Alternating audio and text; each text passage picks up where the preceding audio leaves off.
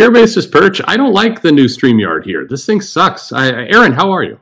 I'm doing all right. I'm doing all right. Yeah, I'm there's like a lot of things about it that I don't like either. Like, and I don't know if it's just because I'm like things are different than I remember and I don't like it, or if it actually sucks. I didn't plan for it that way, but that's a good intro for your book, which we'll get to in a second. But we haven't. I was just saying before we started recording here. We've talked on aficionados before. We've been part of that group with Wes and Thinking Critical. But you and I have never actually just done a show together. No, never just the two of us. I mean, we've met in real life, but that is true. That is true. Yeah, you're one of the few people who've seen my ugly face, so that helps. We went to this terrible place that wouldn't give us service right outside of that convention center. Is that right? Yeah, it was Dallas Fan Expo, and we went to some pizza joint, and they didn't seem very interested in helping us. Oh, that sucked. Yeah, I know. I mean, and it was bad for me. I was only like 5 months into Dallas, so I didn't know anything. Now I could take you to good places to eat. But yeah, no, I think we were like, okay, what's nearby, which is the mantra of being at a show. That's right. Yeah, that was you and Joe and I. That was a good time. Okay, well, let's get right to it because I should have done this weeks ago, but I didn't know in my defense. So you have a book. You have a book that has, by the time this show airs, I think 2 days for you to get in there and buy it. So yep. What is this book? 2 days left to go. So the book that we're doing is I'm doing it with Renzo Rodriguez and Oscar Carreno. And we're doing a book called KNEEL Before Doomface. And it is if you like The Tick, if you like the Venture Brothers, if you like that, Sam and Max, any of that kind of sensibility, this will be a fun book for you. It is at its heart a satire, but it's a satire with stakes. The characters have their own motivations. They've, everybody's a fully developed character. Everything that they're doing, has meaning, and it isn't just a spoof. So I'm trying to walk this thin line of doing parody and satire, but also telling an actual superhero and supervillain story. So Doomface is a villain from the 1980s who was banished, and now he's back in the year 2024 due to some stupidity by some ghost adventurers types. They accidentally release him back into the world, and he immediately decides that he's going to get revenge on his enemies and reestablish himself. But the world is obviously quite different than it was when he was banished. So it's got the man out of time, but in this case, it's the villain. Mm-hmm. We've seen this story with superheroes and trying to figure it out, but a villain, I don't know. We've seen that before with a villain coming in like this. Yeah, it seemed like it would be fun because a villain obviously does not have to accept what he's being told. A villain doesn't have to accept the norms. He can try to change them. In fact, that's his entire motivation. So, we have a lot of fun, like kind of, I don't want to say culture shock because it really is. I guess it really is, but it's more, time shock, like the way that things have changed and the way that time has moved on without him and all of the things that he's used to not being there anymore. And so the producer of the show that he comes back on actually ends up being his major domo.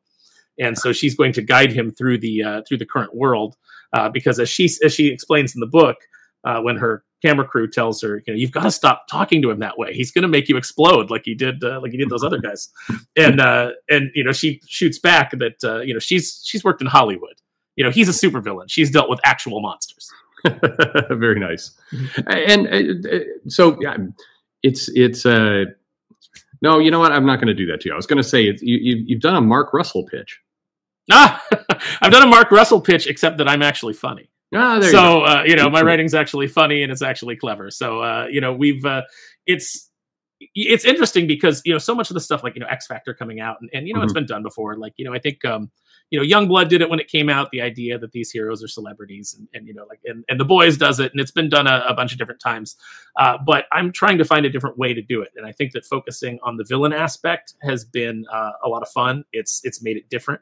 And then we've actually got our B story, which is about two superheroes from a small town coming to the big city, deciding that they want to help because the city is in shambles. It's like 49% criminal. And they're like, well, maybe we can keep it from tipping over.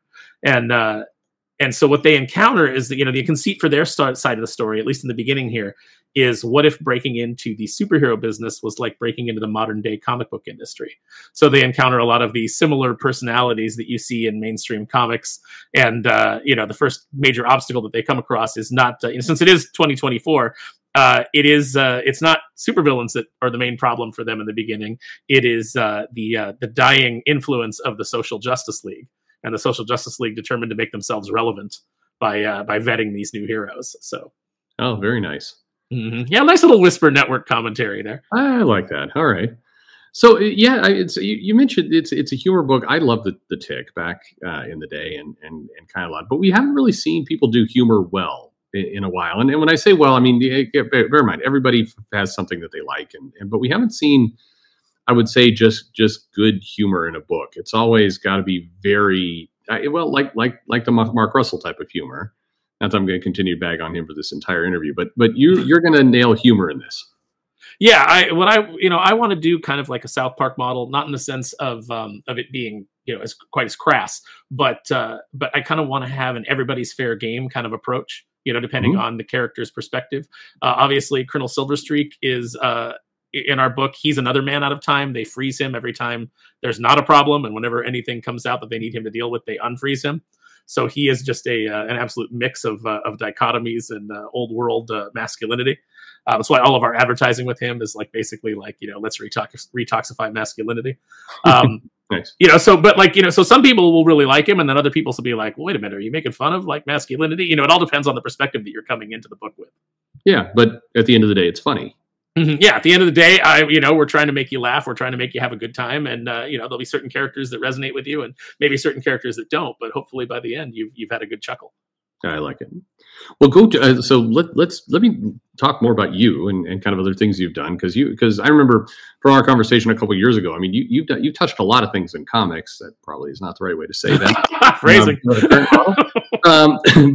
But definitely go check this. The link is there in the video. You can see it in the description. You probably saw it on the video. And so go check this out. While you're doing that, just keep this playing in the background. So tell us about you've done a lot in comics. Yeah, I started out. Well, the way that I kind of got into comics is everybody always goes, "How do you break in? How do you break in?" It's it's different for everybody, and you have to keep breaking in, and especially if you want to work in the mainstream, which I don't really care about, not anymore. But I started out working at San Diego Comic-Con. I was on the staff there, and then I met some people, and it was like, hey, you've got an English background. They're hiring for copy editors at Tokyo Pop. And at the time, Tokyo Pop was huge. It was the first big wave of manga coming over into the United States, and all kinds of companies were cashing in and doing adaptations. And so I got a job there as a copy editor. And when I would do my copy edits, I would give notes on the story and the sentence structure and the way that characters interacted and their voices, because a lot of it was really dry. You were working from these Japanese translations, and maybe the translation wasn't the best, or maybe it just didn't translate, from Japanese to English very well. So I would make just little suggestions, you can get the same point across, but restructure the dialogue so it feels more natural to an American audience. And here's my suggestions. And the editors really liked that. So pretty soon I was actually adapting a lot of the different manga that they were bringing over, and going into the office, 1 or 2 days a week, picking up work, going home, working on it, bringing it back. And that was a blast. That was actually really good money. It was a really fun time to be in comics, and Tokyo Pop had such a great group of editors there. That it was fun. And my favorite editor there, there were two guys that I just absolutely loved. One was Rob Tokar, who had come from Marvel, and Mark Panicia, who had come from Marvel and is now back at Marvel. And Tokar was great. He just had the best attitude. I learned so much from both those guys. And one of my favorite memories is being in the office, and Rob came in, and he's carrying all his books in his bag, and he's got a coffee in his hand, and he's got a biscotti in his mouth, and he's putting all this stuff down on his desk. And I just walk by, and I'm like, "Morning, Rob." And he just stops and in a perfect J. Jonah impression, grabs the biscotti in his mouth and waves it at me and goes, "Damn it, Sparrow, I don't pay you to stand around gawking. I pay you for pictures of Spider-Man." And I was just like, I love working here. This is the best. This would have been what? I'm gonna try and guess the year, because I had some stuff I did with Tokyo Pop, but I was about 2007. When were you there? Oh, so this was probably 2004, 2005, maybe? Yeah, earlier. Mm-hmm. Back before the whole kind of they got into doing a lot of the translations with Garfield and stuff like that. Later. Yeah, and then they had this initiative towards the end of my tenure there, which was Amera Manga, where they were bringing in a bunch of American creators and trying to do their own line of stuff, because licensing on everything was getting expensive because a lot of people were moving into the space. Yeah, they were ahead of their time, though. I mean, it's I think as a company, they were if they hadn't come about, I think a lot of that path to manga might not have existed in the same way. Yeah, it was really innovative. I mean, it was one of those things where, like, what I find in the comic book industry is that a lot of publishers stumble into something and it gets really big, and they do really well with it. And if they would just dance with who brought them, they'd probably still be in business, but they always tend to get too big for their britches and think, because I stumbled into this and it's successful, every idea I have is genius. And they all eventually try to jump into doing movies and not realizing how much more expensive that is, and until it's too late. Do you think there's a problem in comics in general where, people do, I like the way you put it, people stumble into a good idea, but they think it's their own genius that got them there as opposed to a happy accident. And a lot of stuff seems to come about. And when I think about like the really successful creators, I mean, there is a line from John Romita Sr., from Stan Lee, talking about how, well, I just got lucky. I was in the right place, right time. There's a lot of humility. But now you don't hear as much of that. It's like, well, I was always a brilliant genius. And you do see those people fade away pretty quickly. Yeah, you see them go out of business really quickly because they overextend themselves with, every idea that comes into their head. Because obviously this one worked, this one landed. And what they tend to forget is all of the ideas maybe they had up until that one that took off that failed. Yeah. So I think that humility really is an important thing to remember in the comic book industry. You do get lucky. Now, granted, you get lucky by putting in the work. You put in a ton of work and you're working at the moment that lightning strikes, and then you get lucky. But, so you have to actually have that foundation of, I'm trying to do something. And then, oh, look, one of the things I'm trying to do actually happened. You can't just sit there and just wait for things to happen. Yeah, that's more rare. I don't know. We've talked on the Aficionado show plenty. I mean, the current, and you kind of briefly mentioned it. You had a dream at one point to get into the mainstream, but now you're just very happy with where you are. Yeah, obviously, the one thing I would always go back and do, or consider going back to do, is Darkwing Duck, because we never got to finish our Sylvania and I never got to finish our story. But it's also, nothing is the same. The Marvel and DC that when I first fell in love with comics that I wanted to work for, they no longer exist, and they haven't existed for a long time. And the stories are so far and the characters are so changed from what I loved about them that I don't really have any interest in going in. It's like, I'm not going to be able to go in and fix it. Right. So if I can't go in and fix it, what's the point? So I would much rather just spend time on my own stuff. Working on Kneel Before Doomface has been great because aside from a couple of editors that'll tell me like, this works, this doesn't, this joke doesn't land, this joke is funnier if you give it more time to breathe. Just those little kind of notes. Aside from that, it's not like Darkwing where I have people telling me, you can't do this, you can't do that. Our Big Book of Rules says that this joke is no longer appropriate. This is problematic. This is, just our second run on Darkwing, which I'm very proud of, because in some ways we got to go back to what we originally wanted to do at Boom, but their format wouldn't let us. But we had so many more restrictions in our second run of the types of jokes we could do, the things that we could show. Darkwing couldn't have a gun on a cover anymore. During our second run, we weren't allowed to have Launchpad on covers. Just weird rules that they had come up with internally for different reasons. Yeah. And so it makes it difficult, and you kind of end up butting your head against the wall, and you don't get to do the best version of your work. Do you think, ultimately that's the failing, right? So if no matter how good a creator you are, if you pile on enough restrictions, can anyone really thrive in that environment ever? No, I think corporatism is kind of the death of creativity. Once you slap a label on it and you commoditize it and you make it like a product, everybody refers to these things now, comics, TV shows, movies, everything is just content for our streaming service. Nothing is stories, nothing is art anymore. And I don't want to get into like the Ram V type of what I do is art, and it doesn't matter if the customers like it. It's like, I'm not getting into that level of like pretentious, up your own ass kind of thinking. But there is a craft to telling a story, to making something compelling, to creating characters, and to making things that resonate with an audience. And the corporate structure strangles that. You have these boxes you have to check. Now we have sensitivity readers coming in to tell you don't have enough of this, you don't have enough of that, this is problematic, take this out. And you just water everything down to the point that nothing is interesting, nothing has any teeth. Well, a lot of the comic creators, if you look back at the 70s and 80s, there was a certain element of counterculture, of punk rock, and people pushed against things like the Comics Code Authority, and they were really against that kind of stuff. Today, we see a lot of comic creators who call themselves punk rock, but they're doing it almost like it's a label. They're the ones who are bringing their own restrictions into the picture. Like yeah, if you're policing yourself and you're policing everybody else, you're not punk rock. Yeah, I mean, it just, the whole thing seems kind of ridiculous at this point. Actually, going back to something you said, working for some of these classic characters, do you keep up on any of the big two? Are you reading them, the comics, week after week?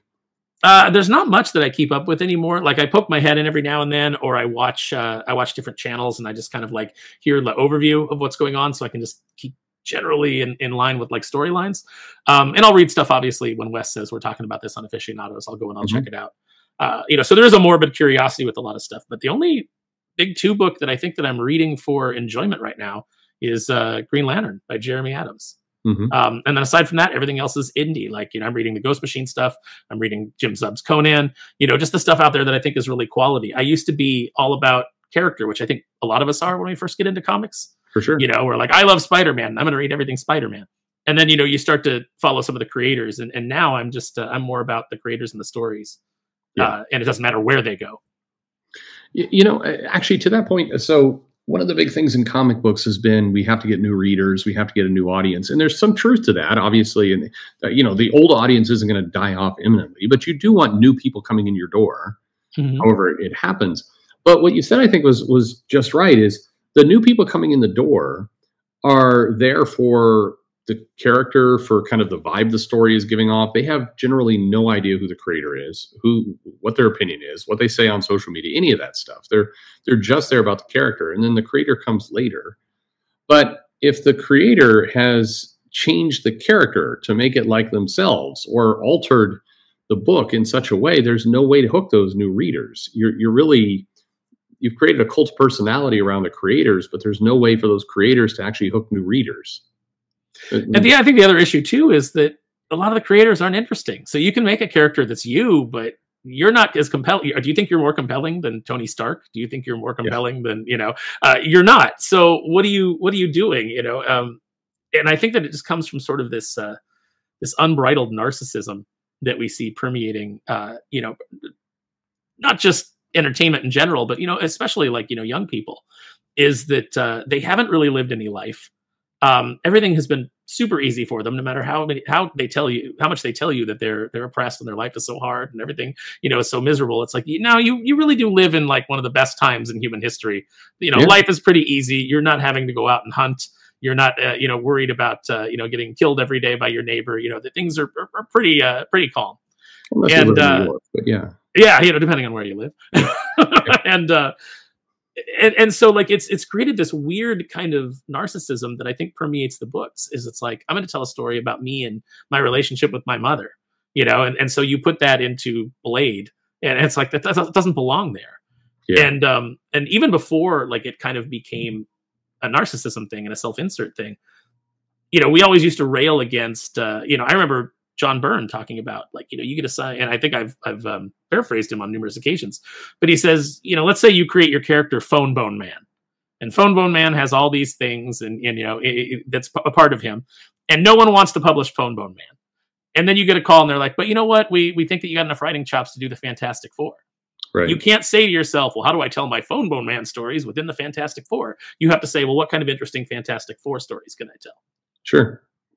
But that doesn't seem to be a requirement anymore. I mean, a lot of people are coming into books that have an established history, and there's almost they're daring themselves to break the characters because under the guise of we have to do something new. The most compelling thing here is we have to do something new. Spider-Man cannot hold up with the 50-year history of a Spider-Man. We have to completely change him, or who's going to read that?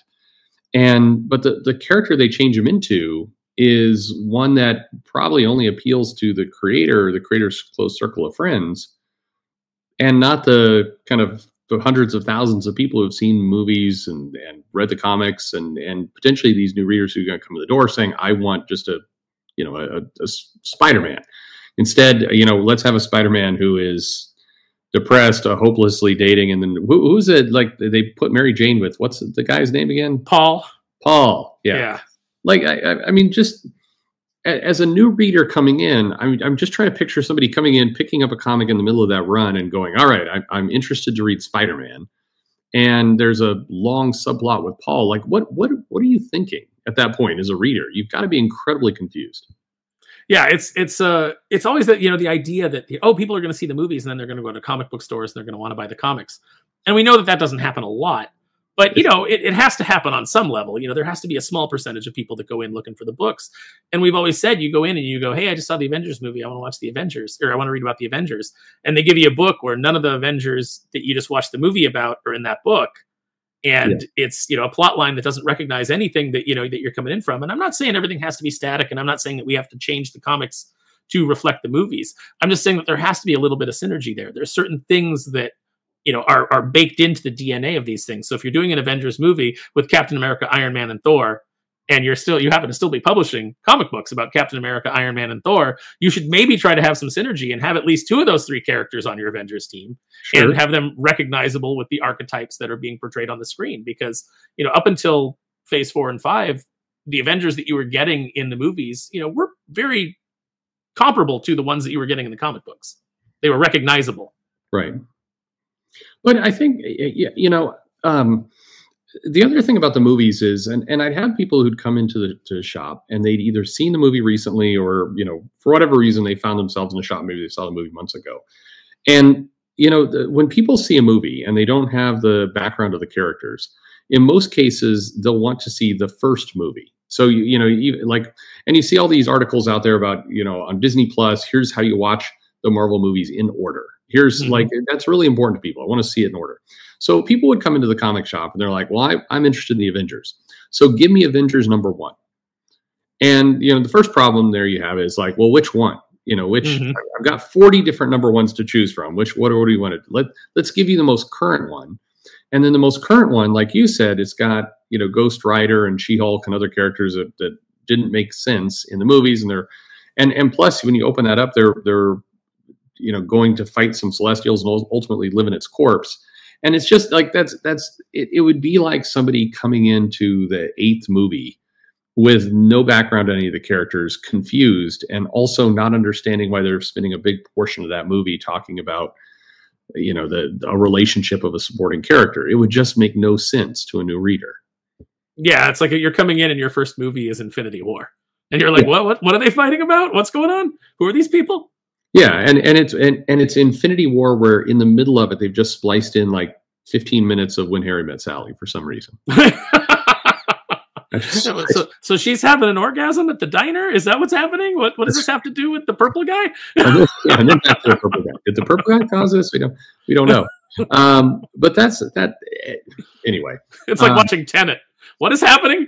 What movie is this? Yeah, that's right. Like I mean, I was describing this to somebody a long time ago. I'm sorry, I'm off on a tangent here, but where they were talking about how hard it is to get into comics. I'm like, well, imagine if you came in on episode 31 of Lost, the TV show, and then you're just expected to kind of go with it. And if you ask to see the first episode of Lost, you can do that, but there's several reboots, and the problem is I watch people, and I watch people in real life in the shop just get defeated very quickly by this process. When you're trying to hook somebody, you only have like 1 or 2 grabs to get their attention. In which case they're just going to go, you know what? I take it back. I'm just going to go and, I'm already having to bridge the hurdle of selling them a $4.99 comic book, at best. So I mean, already I'm charging them for a movie for a book that isn't going to have a complete story. And it's a hard value proposition to get them that way. Yeah, and they're most just they're going to stare at you blankly after you explain all of the different reboots and #1s and all the places they could jump in, and they're going to go, I'll just get this Corvus Glaive Funko Pop, please. Yeah, they'll go home and they'll put it on their desk, and that's the end of it. Please let me leave. Please let me just leave the shop. I don't want. Can I go now? It's just not like The Big Bang Theory. I was expecting more jokes, or at least more references that then had a laugh track played over them. Yeah, that's what I would have liked. And we've talked about like DC's doing their their little compact size books, and it seems like it's doing pretty well. Yeah. But I still don't think that they've kind of landed where we all thought that they should land, which was why don't you go back and why don't you do manga editions of, like much like you do the essentials, do manga editions of those and number them 1, 2, 3, 4, so that they can be on a shelf. And if you want, you can go back and you can grab the first Fantastic Four and you can read all the way up through, the current day if you, after a time of publishing. But at least you've got some coming out continuously that have the chance to hook people in. And then you do what I did as a comic book reader, where I jumped into the middle of a lot of things and I started going backwards at the same time that I was, collecting the stuff that was coming out monthly. Well, a lot of people would do that. I mean, back kind of when you and I, I'm assuming, started collecting comics. I mean, probably about a decade before you, I'm guessing, but at least. But I mean, I started in the middle, but then going back to the first one was relatively easy, and going back to the first one still resembled where I jumped in. It wasn't like a completely different team and everything else. I mean, I remember the X-Men being very confusing to me the first time. I'm like, well, who the hell are these 5 assholes? I mean, I was over here with Wolverine and Colossus, and now there's a snowman in the picture. I don't understand. But in general, it linked up. I don't know why DC. I mean, it's weird that they got the manga format, which is good, but not the put a number 1 on the spine. And then a 2 and a 3, like it's right there. Like the idea is right there. You own everything. It's the easiest thing in the world. All those people are dead. You don't even have to pay them royalties. Yeah, it's just, you've just made smaller trades is what, at the end of the day, is what you've done. Is here's a more compact version of the Hush trade that you could buy, in full size. And so strange. It just seems like it's a half measure.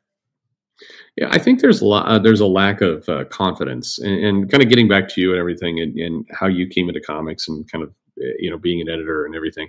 Do you see? I mean, what I've seen when I've talked to editors, there's a lack of confidence in the old work. There's a belief that, if it's more than 20 years old, if you're in Marvel and it predates Grant Morrison on the X-Men, it's just too old. Nobody will read that. Nobody will care. And it's that feeling like we can't put that stuff out. We'll be laughed at. It will just like, oh my God, like Kirby, have you seen his art? It's too old. Did you? Yeah, did you I don't think that's I think that's ridiculous, and I think that is that's a very reductive way of thinking. A lot of the stuff that's come from 2000, since 2000, there's been a lot of good stuff, but there's been a lot of really terrible stuff. And even when you go back, in the 90s, there's a lot of really good stuff. Everybody loves that era, but there's a lot of really terrible stuff when it kind of hit the wall. So it's just about curating. Yeah, you can do volumes of the Fantastic Four. You can do volumes of X-Men. You can do volumes of Amazing Spider-Man. Maybe you're not going to go back and collect Kickers Inc. Or you're not going to go back and you're not going to collect what was the Spawn ripoff that that they did? Night Watch. I think his name was. You're not going to go back and you're not going to collect the Night Watch series or do anything there. It's funny because he's a ripoff of Spawn, and Spawn's design is a ripoff of Prowler. It's funny how that works. You're not going to do US 1? No, well, maybe US 1 and in a NFL Super Pro flip book. And I think they'd have to pay licensing again. Well, they could put Taylor Swift on the cover and it'll all. Oh, there you go. Oh, see, I think you just pitched a revival of NFL Super Pro. Get Taylor Swift and Kelsey on board. Whole new audience. You work alongside you mentioned some editors you love. Now, without going into any names, did you ever work next to some people who are like, this person should not be in this industry? Like what are they doing here? Oh yeah, plenty of people. And I've worked for people who, you're like, oh, they should not be in this industry. They just have the wrong focus and the wrong attitude. And, when I was at Boom and I was getting told that like, you can't write this, you haven't made your bones. And I was like, do you mean within the company? Because I'm the only person here that's written anything outside of the company. Like I already have published work outside of here and experience outside of here. But it was just kind of a way of like keeping you down. The comics industry, that insecurity about the books, about the medium itself, comics has always had that chip on its shoulder about like, if we could just get into movies, we'd be legit. And it's like, no, you're already legit. Comics are already very legit, but they don't have that confidence. And there's a lot of people in comics who have that same kind of insecurity. If anybody comes in and they're confident about what they're doing and they're like, I know how to make money, I know this will sell, it intimidates them. And it's a bigger problem through entertainment. I've talked to numerous people who've, they've pitched shows and things like that. And they said, you'll go into this room and it's filled with like 20 executives and you'll do your pitch and everybody's excited and everybody's on board. And then one guy will express some reservations, and you'll watch the fear spread from him throughout the circle and come all the way around. And all of a sudden, nobody's thinking about how cool this could be and what a success this could be. Now everybody's thinking, oh, if this fails, I'm going to get fired. So if I just say no, then I'm not going to get fired. We just won't do anything. And there's a paralysis that, that sets in. And have you ever seen somebody who kind of came in with that chip on the shoulder, who, the eyes opened at some point and they figured it out and became better? I don't know if I've ever seen anybody become better. I think that the wide-eyed optimists, no matter how much they're kicked in the teeth and no matter how much they're beaten down, they still maintain some of that. Obviously, I come in and I love comics. I love the medium of comics. I love comics characters. I love, it's like I'm surrounded by this stuff constantly because I love it.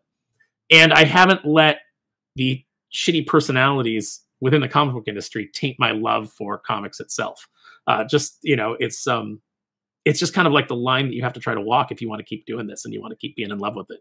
But no, I've never seen anybody like have that eureka moment. It just seems like people get more embittered and more, hardened in their bitterness. Yeah, I asked you because I haven't either. And I've started to come to a conclusion that if you come in and you are naturally suspicious of everyone else, you're viewing the world through, I think what you're describing is a certain level of paranoia and insecurity that's kind of combined into, I've got my spot and I have to protect it with kind of blood and teeth. I cannot do anything to jeopardize this spot, even though it's not a very good spot. I've still got to protect it because I don't think I could do more. So I just want to stay here. I don't think those people ever come out of that. It's hard. They're hard baked there. Yeah, I wish they would. I mean, I wish that there was a way to reach them. It's funny getting into comics was because I'd worked in a lot of different industries, and then going to work, and then Tokyo Pop was very like I said, that was a great working experience. The editorial pool was great. Not everybody agreed with each other on politics, but it was still a day where you could go. At the end of the day, you would go out for beers. We would go to this bar called Level 1, and you would have these political debates with the people that you worked with, and there was no hard feelings. Yes. It's like and everybody worked together well. And there was a guy that was Alan Payne who is now head of marketing over at Dynamite. And I love Alan to death. Alan is so much fun to talk to. I always had such a blast with him. But he was always the guy who was like, let's go out, let's have drinks. And he had very strong political opinions. And he would argue with this other editor who was like super left wing, and they would go back and forth. But I think they still really liked each other. And at the end of the day, it was like, all right, let's get beers and talk about it. I loved that. I loved that camaraderie that everybody had. And then conversely, when I went to Boom, Mad Men was on the air. And the couple of guys that that ran the office, they thought that was how you run an office. We're going to be like those guys, and that was the first place that I saw like sexism in the workplace, because we had a really talented female editor who was smarter than any of the male editors, and was super savvy and knew her stuff. And I was always like, man, if they would just let you go, you could make this company a lot of money. But because she was a woman, she also hadn't made her bones yet. She needed to be an assistant editor for a while. Yeah. What you're describing at Tokyo Pop is still where a lot of companies are. I think. I mean, comics is a weird little beast, and I mean, for people who look at it, and I mean, there's tons of YouTube commentary on it for sure. But I don't know, most companies I see outside of comics, you still have people who most of the time, I would say 90% of the time, can go to that bar afterward, can talk, can debate, can argue, and the world goes on. It's not this hardwired, you have to toe the line. And the places that are like that, and maybe this is kind of where you're going too, is the places that are like that also, from my experience, have been the most racist, the most sexist, the most where there are problems, the places that are really buttoned down, where you don't feel free to talk about politics or just debate like people. Tend to be the ones that have the most kind of sinister underlying problems. Yeah, I had so I won't name names, but one place that I was working, we had our my assistant editor was black, and my our production person was Hispanic, and they would make racial jokes to each other all the time. And then you'd get caught up in it, for being the white guy, and so we'd all like tease each other, but we all just like adored each other's company. It was just something that was funny to us, because we're like, isn't it stupid that we're making this joke? I would say things like, I would turn to one of my other assistants and I'd be like, hey, did those colored pages come in? And then, my black assistant editor would be like, colored, what? And act like he was all offended. And one day they were doing that, and the managing editor came walking out of his office, and he heard them, and his eyes got all wide, and he turned around, and just went back into his office and closed the door. And I was talking to one of my colorists, and I told him what happened, and he goes, "Oh, that's because," I won't say his name, "that's because he's a racist." And I was like, "What?" And he was like, "Yeah." He goes, "I've had all kinds of conversations with him." And I'm like, so he walked out, and he was probably like, "Oh, they're saying what I've been thinking. I've got to go back in the office." And he goes, so he went back in. He goes, "Yeah." He goes, "I had one particular problem with him on a script where he had given me a script that he had edited, and he said, a little black boy is running down the street holding a pistol." And he goes, and I just called him, and I was like, "Why does it have to be a little black boy?" And he got like, "Well, it's in an urban area." And he goes, and I just told him, I'm just going to color him white. And he goes, and I did. And he goes, and I did it purely because I wanted to bust his balls. Yeah. He goes, I had to know, and he goes, and of course he got all nervous. Whereas he goes, if I would have called you and I would have said, "Why does it say this in the script?" You would have gone like, "Oh, I don't know, color him however you want. Doesn't matter to the story. It's not your main." Yeah. I don't know. We've talked a lot on Aficionados kind of about speculating on kind of this industry, where it's going and how healthy it is or unhealthy it is.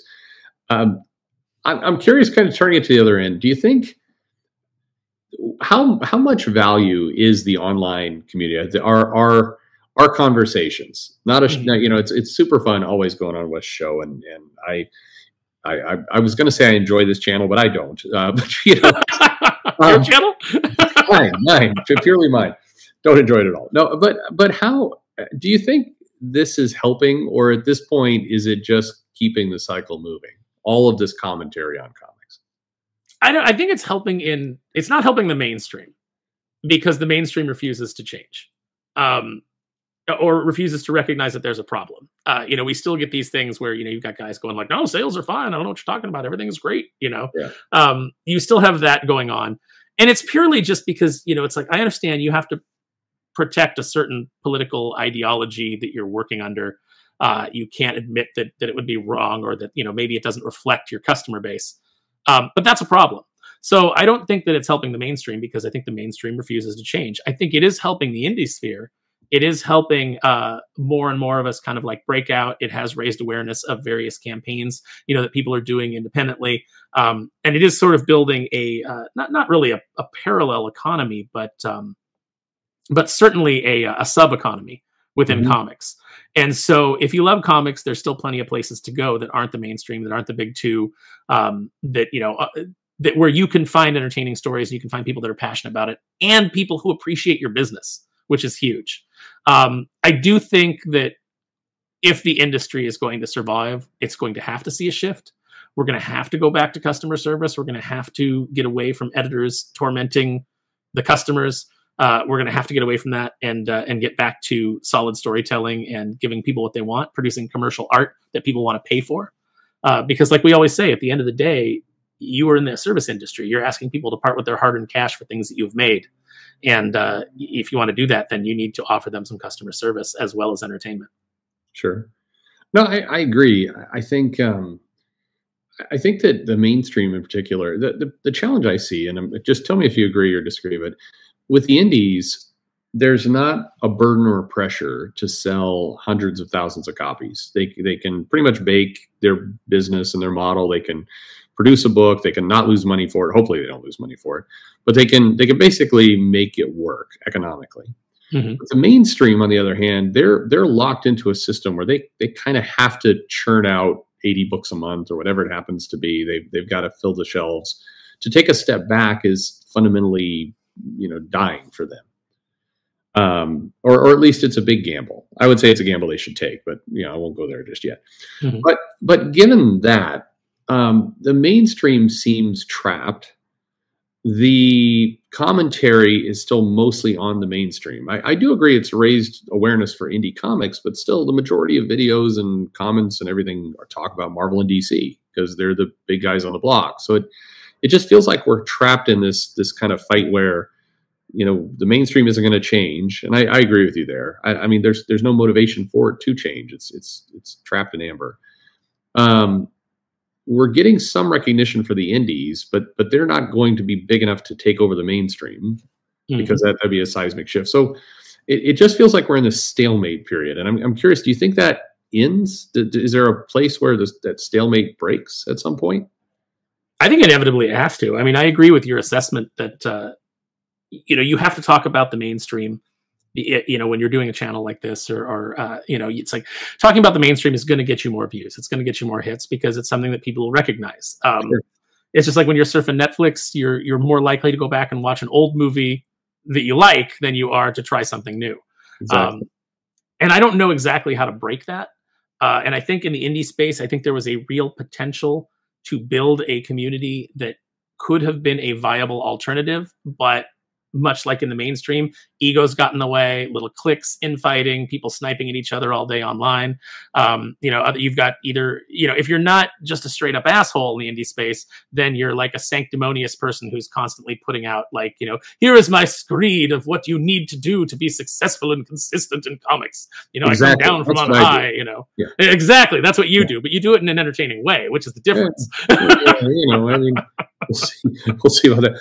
No, and as much as you cap on your voice, you do have a voice for radio. Like I have a face for radio too. Well, I mean, don't we all? Like, for the longest time, I told Wes I don't want to be on camera, and he was like, "No, you got to be on camera. People got to be able to see your face." And I'm like, nobody wants to look at some dude. Like, if I was Snarky Jay, or I was, I don't know, like any of the girls in the commentary space, sure, but like you're just gonna look at another dude's mug. Nobody cares. Yeah. No, I agree. I was one of the saddest moments of my life. So I'm at this I'm at the Dallas Fan Expo at one of the after parties there, and I'm talking to the bartender, and so he's like, "Oh my God, that's Perch!" And I turn around, and then they're like, "Oh," and I'm like, "Okay, that's awesome. I'm glad. I'm glad that I was able to shatter those dreams." Well, maybe that's good. Maybe Wes was right about me being on camera, because when people recognize my voice in a crowd at a Comic-Con, they've already been disappointed. So there you go. Happen again. You don't set them up that way. No, I think everybody's shocked. Everybody's always shocked when they see like the face behind a voice for the first time, because in their head they've crafted an image of who you are. Yes, an asshole. But anyway, I think I do. I'm more down on crowdfunding these days. So I wanted to actually, before I go there, so you did this one on Kickstarter. Mm-hmm. How has that experience been? How is, like, because a lot of creatives are terrified doing their own crowdfunding book. Yeah, I've talked to a lot of pros that like think that they couldn't do it, and I'm like, you have so much more name recognition than me. Like, you could create something, and I think you could go out there and you could make it happen. But they're very nervous about it, and it is stressful because there's so much that you have to do that you don't have to do when you're just producing a comic book at a company. Yeah. I'm writing a book at a company. I send in the script. I react to whatever notes they have. Then they send me art, and I make tweaks based on the art, or I suggest things on the pencils.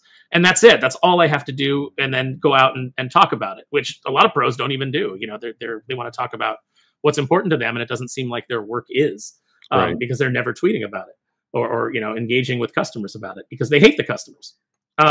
So you do, it is a lot of work. See, now I was smart. In the sense that the one smart thing that I did, aside from hiring a great team for the art and the colors, is that I went to Murphy, who I'd worked with at Merck, and she had run so many Kickstarters. I told her, I said, I don't know what I'm doing. Can you help me? And she was like, well, let me run you do some editorial stuff for me, and I'll run the campaign for you. And, we worked out a little bit of a barter system, which has been nice. So, it's like I help with her book Damsel, which is fantastic. First issue's already out. She did a really great job on that, and like I said, I'd written with her and worked with her over at Merck. So she helped put the campaign together. She was a great source of information and, advice. And then of course I had Jesse Snyder, who, had just finished up a couple of campaigns. James Silvani had just finished his pirate campaign. I know he was on talking to you. I watched that interview. For that, by the way, you're the bridge to us. So absolutely. And that did really well. So it's like, you just kind of had to like tap into the people that have done it and learned the hard way. So it's the, it's the old Jurassic Park thing: stand on the shoulders of giants and just take the next step. Yeah. So I lucked out that way. So I think a lot of mainstream pros could do the same. There's no end of people that would line up to help them. Like if Jeremy Adams decided to do a crowdfunder tomorrow and he was like, what do I do? How can, who can help me? I'd be like, well, let me help. Tons of people would help. Yeah, you know, and you've seen people have great success in it. Like obviously, Sean Gordon Murphy went out into the crowdfunding space and he's done really well. You can parlay your work on a mainstream property into success far easier than someone like me who's never really been on a mainstream property can do it. And if I can do it, then who, you know, anybody can. I wish more people would. You know, it's funny. So again, not mentioning names. So there's a husband-wife duo that I used to spend a lot of time with back in 2007 or so, and he was kind of getting his big break at Marvel. But both of them had these dreams of going to Hollywood. It was a classic, like, we're doing comics for now, but eventually we're going to be writing movies and we're going to be really famous there, and so we're going to start a studio and everything else. And they had these aspirations of kind of all this stuff that they were going to do off in the future. And I was catching up with a guy recently, and I mentioned, he's like, I got some ideas, but don't really want to do crowdfunding. I don't know. I can't do it. And I've said, at one point you were dreaming of going to Hollywood. You were going to kind of catapult your career into all this stuff, which would have been really hard to do. And you're telling me now you don't think you got the chops to do a $20,000 Kickstarter. Like, how did you ever have that first dream if you think the second dream is impossible? And I wonder, like, with a lot of, I think you said earlier, the hard work is kind of key to this. If you're not willing to do the hard work, you're not going to get anywhere. Mm-hmm. Yeah, I think people that, they have the Hollywood dream, they think, well, I'm going to get noticed and then someone's just going to hire me and then I'm just going to turn in work. That's kind of like what seems to be the attitude. It's like someone's going to discover me and see how genius I am and then just be like, give us scripts and I will write a script and I will send it to them and they will send me money. That's kind of the way that people tend to view it. And I don't know how to tell anybody this, but I would say a good 99.8% of the people that have Hollywood dreams never make it. I have a lot of friends. Who are in that industry. Some of them doing better than others. Some of them have had to, some of them have had success and been discovered. Others have had to buy their way in. It's just, there's a million different ways to try and get in there, and there's no guarantee of success on it. So if you're exactly right. If you're willing to gamble on that, why can't you gamble on yourself? And I think that's really what it comes down to. Is the people that are insecure will never bet on themselves. And the people that think, well, I got something to prove, will always bet on themselves. And it's the people that bet on themselves that ultimately, succeed. Well, and you've got a book out here that is fully funded and is doing well. And it's got a nice affordable price point to come into it too, which helps. Tell us about what's the absolute cheapskate, you're a loser way to get into this book? Okay. The absolute cheapest way to get this book is we have a $10 digital tier. So, you're not going to get a physical copy. You're like, I don't want any of the perks. I don't need stickers. I don't need bookmarks. I don't need any of that stuff. Just let me read this thing, and you can get a digital PDF when it's finished. So that's the cheapest buy-in is $10. And then our next cheapest buy-in for a physical copy is our A cover, our main cover, which is $15. And with that, you will get all of the, stickers and bells and whistles that come along with it. Pretty cheap. Yeah. And if we make it to, and right now it's a 32-page book because we hit, so it was 24 pages for the first chapter. We hit that. That was our initial funding goal. Then we hit 10,000, which added the 8-page prologue. And then, I think at 20,000, we're adding some, it says that right now it's a three-page Colonel Silverstreak PSA. It might actually end up being more than that. I might do additional pages. But if we hit 22,000, there's a whole other 24-page chapter that'll go on there. So conceivably, if we hit 22,000 before the end of the campaign, you guys would be getting an almost 60 pages. Well, actually about 64 pages of art and story for, base price $15 for a physical copy. Yeah, that's awesome. But and do you find it's tough? I mean, you set these tiers, but you're going to have to sell a much bigger volume of books to get that tier than somebody who's coming out there with a $50 for 20 pages, and a plushie kind of plan. I just offended somebody. I don't know for whoever's listening. I have no idea who's selling plushies. I keep hearing videos of people saying there's plushies for sale. I have no idea where plushies are being sold. Yeah, I mean, it's funny. I've actually had some people say, like, "Is this character ever going to be a plushie?" And I'm like, I don't know, man. Sure, maybe. Why would you want that? You're not an 8-year-old girl. I guess, but it's like, I think it's Iggy, the inflatable iguana. A couple people have said, like, man, he'd be great as a plushie. And I'm like, wouldn't he be even better as like an inflatable toy? Because he's actually inflatable in the book. But you know, and I get it. Like people love the idea of merch, and obviously I love the Sure. idea of merch. Every character in here has been designed to be an action figure. You know, they've all designed to be toyetic, because I want you to see the characters and I want you to go, oh man, what's that about? You know, I don't want the I never wanted any of the humor of the book to come through the characters' appearances, except in a very few specific instances. The main characters all had to be cool. Yeah. So that if you just saw him on a shelf as an action figure, you'd be like, "Who's that? I want that." Well, it's a good looking design. I like the design of Doomface a lot. Yeah, he's a lot of fun. We've got a joke in there where the barista tells him, you know, why don't you settle down, Skeletor? It's not that big a deal. And he's like, why does everyone keep calling me that? Nice. No, I like the idea of the book. I kind of referenced it earlier, so I'm curious to get your take on it. On crowdfunding, there's a statement that I think Zach made recently that is stuck in my head, and I'm curious to get your take on it. And it's and again, not noting any of the other people out there doing crowdfunding, so it's not about them. But one of the challenges I see with this are there's people who are coming to buy your books. They want a book and they want to read it. They want to enjoy it. And then there's people who are coming to fund you because they want to support you. And I don't know what that breakdown is, but if I'm a comic creator and I kind of poured my life into it and you're talking, you know, you really thought through the jokes and you thought through the plot and you're invested in this book. And if you came to realize that 90% of the people who bought it actually have no interest in your book, they're just doing it to support you. Would you just take the money and run and you're happy, or this idea gnaws on me? I mean, I'm appreciative of it because, you know, if they're investing in you, they're still ultimately investing in you. But I'm not in this to, you know, I always make a joke about, you know, playing Cult of Personality and you know, things like that, and saying, like, you know, especially when it comes to Darkwing, saying, you know, James Silvani and I are the best. We're the best in the world. We've been the best since day one. You know, I love that bit, but the fact of the matter is I don't want you to be invested in me as a personality. I want you to be invested in the work. So if I got you in the doorway because you're like, I like the things that you say on Comics Aficionados, you know, hey, awesome, you know, no complaints about that whatsoever. I still really want you to read this book. Like, at the end of the day, I want you to read it. I want you to give me feedback. I want you to tell me what you think works, what you think doesn't. Hopefully it entertains you, and hopefully you're excited for the next one, because that's really what I got into comics for, is I wanted to tell stories and I wanted to entertain people. Yeah.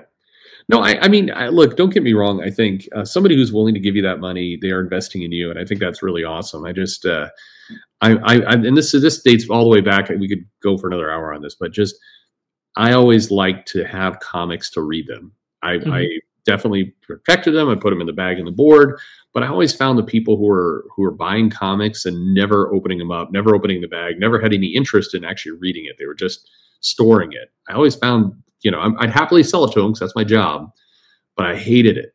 I just hated this idea of somebody actually not reading the book. And this book looks like a lot of fun, so I hope a lot of people do read it. Yeah, and Renzo has drawn such gorgeous pages. Like, every single page is a marvel to me. I've never worked with an artist before who I've actually told, you know, you don't have to draw the background in every panel, right? Like, you don't have to be this detailed in every single panel. Like, it's going to get covered up by word balloons. You can figure out where the word balloons might go and you can kind of cheat there. And he will not do it because he's that invested in it. And he's pouring his heart and soul into the page. And then Oscar's coming in and he's doing these lush colors over the top of it. And it's just making everything pop. So if you buy this book and you don't read it, I still appreciate you purchasing it. I appreciate you helping out. But you're really cheating yourself by not opening it up and looking at all the work that these guys have done. Yeah, no, I mean, absolutely. And when you have people who are true kind of masters of the craft, whether you're a writer, whether you're an artist, you're a colorist, you're the artist, whoever you might be, you know, I do see in a lot of books I pick up, you can kind of tell an artist who's really having a good time, who's investing themselves in it, and another one who is like just trying to plow the pages out.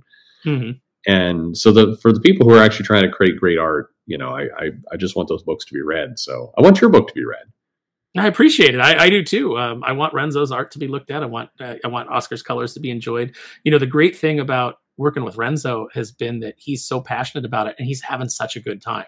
You know, he's told me multiple times, he's like, this book is so fun. I'm getting to do like the superhero stuff that I love, but I'm getting to be less stiff. I'm getting to like really, you know, do the squash and stretch and kind of like, you know, like lean more into comedy and kind of like the extremes of comic book art, because, you know, Doomface is himself a very bombastic, over the top character. And, you know, Lexi's very cute. And at various times I can see Renzo's influences coming through. Like sometimes I'm like, oh, there's a little J. Scott Campbell influence there. Or, oh, there's a little Kevin McGuire, you know, or a little bit of John Byrne. Like, you know, you can see it because it's like in that moment, he's kind of channeled them into the book. So he's actually made me enjoy some characters more. And once I got his art back, particularly on Lexi, his expressions for Lexi are so good that when I got him back, I was like, well, I need to put Lexi in more extreme situations right away, more extreme emotions, because he's just so good at drawing her and giving her life. And it's just been a blast. It's when you find somebody, and I've been very fortunate throughout my career that like every artist that I've worked with very rare exceptions, has been phenomenally committed and has, you know, knocked it out of the park and really pushed themselves. You know, from Silvani to Emiliano Erdnola on Death Rage to, you know, Victor Serra on Catfight to, you know, Renzo now on Kneel Before Doomface, like, and, you know, even like Nate Watson doing covers for me and doing pages, and just everybody's like really always wanted to bring their A game. And I think that that's been my kind of my strength as an editor, is finding the talent that cares, because if you're going to work with me, you've got to care at least as much as I do. And I care a lot. Yeah. How is it? You've worked with some good talent. When you've worked with a bad talent, how is it getting that person across the finish line? It's tough, because sometimes, you know, like I said, the mainstream industry is not designed for you to do your best work, especially on licensed material. Right. Because the people that are the approval people, you know, that work for the company that owns the IP, they're going to nerf it. Your monthly grind is going to nerf the artist's best work. And you can tell when an artist starts to get burnt out, especially like on the Disney books. Oh, sure. So I burned through so many artists because they would have to do so many revisions, and Boom did not pay them for revisions. And Boom already didn't have a great page rate. Right. So, you know, every page that they did like probably felt like, you know, hey, I'm not even getting a great wage for 1 day of work on this. But I feel like every page with the revisions is, you know, coming in at 1.5 to 3 days worth of work. Yeah. And now I'm making a really shitty page rate when you break it down. So, you know, the best that you can do is try to take as many obstacles out of their way, try and make it as smooth as possible within the framework that you're working. Let them know that you appreciate them. And, you know, one of the things that got me in trouble at Boom is I always fought for better page rates from my people, which they never wanted to pay, because they were putting that money into their pet projects that actually sold less copies than what I was doing. Yeah. I want to maybe at another time. I should have you and Joe on, and the three of us could have could do something live, because I think the role of an editor is poorly understood by a lot of people, both in the industry and out. By the way, and maybe some of this is I talk to creators who are doing mainstream work. They often describe editors as being kind of the annoying people they can't get a hold of, which is just fascinating to me. And then, you know, fans, I think, at times view the editor as either completely irrelevant to the book, not doing anything, or the entire reason everything has gone to shit. And I'd love to I talked to Joe about this plenty, but I'd love to get the two of you and we could do this. Yeah, no, it'd be like the world's only panel on editing that's interesting. Yeah. You know, I always used to say that, you know, because Boom Studios would do it every year at San Diego, they'd be like, editing comics the Boom way. And I'd be like, I edit comics for Boom, and I don't want to go to that panel. I'm not interested in that panel. You know, because it's up there, and it's a bunch of glad handing, and it's a bunch of self-congratulatory nonsense. And nobody ever really gets into the meat of what it is and what it should be, and ways that it's gone wrong. So yeah, I think you and Joe and I could have a really interesting discussion. Oh yeah. Yeah. That could be a lot of fun. Well, look, we'll get in trouble. We'll get in big trouble. All three of us. Well, yeah, we got to help him out, because both of you are still actually making comics. I'm the schmo who's, you know, only recognizable by his crappy voice. But all right, usually about an hour is perfect. So give us one kind of last pitch. You've somehow made it all the way. I don't know who in their right mind has listened to this entire interview is like, I'm still not sure. But what like at that point you're an idiot. Come on, you should know by now. But for those idiots, what's this last pitch you give them? So my last pitch is, if you want a comic that's fun, if you want a comic that makes fun of a lot of the things that we make fun of on Aficionados, but does it within a superhero universe, I think that you're really going to enjoy this book. I think if you enjoy superhero action with great art, you're going to like this book. I think if you like interesting looking characters and hot girls in comics, you're going to like this book. This is, if you like guys that, are shooting big guns and, chomping on cigars and, which you don't really get in Marvel anymore, I think that you're going to like this. There's a little something in it, I think, for everybody. And, Doomface is just such a fun character, and his interaction with Lexi is so great. I got to tell you, I gave it to a writer friend of mine, and she said, I've always liked the look of what you were doing, but I didn't really understand what you were doing. And she goes, and now that I've read the book, she goes, it's really good. It's really unique, not only in the crowdfunding space, but in comics in general. We haven't seen anything like this in a long time, if ever. So I think That's that awesome. I think that you'll have fun with it. And if nothing else, you can look at Renzo's beautiful pictures and Oscar's great colors, even if you don't like my jokes. But I'll tell you what, Oscar's pumping up those jokes with the visuals. It's been a blast. There's a lot of wacky characters, a lot of really great characters. And as the book continues, God willing, and all of you willing, if you continue to back it, the stakes will get higher. There will be more serious storylines, amidst all the jokes. This is going to be a real book. It's not just a flash in the pan. It's not a current day thing. I'm writing it in a way that, if you pick it up in 10 years, it will have a little bit of a time capsule feel to it, but it won't feel dated. Love it. Aaron, thank you very much for talking with me. I can't believe we haven't done this before now. And thanks for having me on. Let's definitely, you and Joe, come on. We'll do some of this, and I'm sure I'll see you on Aficionados where I get to play the grouchy person. Which is funny because Doc is on the panel. That's true. I get to be the other grouchy person. I get to be the less funny grouchy person. And Jim is becoming more grouchy, and it happens to all of us at some point. But listen, everybody, go back Kneel Before Doomface. You got to do it. Links all over this place, so you've seen it by now. I'm going to hurry up and cut this so we can actually get this out on time so you can actually view this book. And Aaron, thank you very much. Yeah, thank you so much for having me, Perch. This is a blast.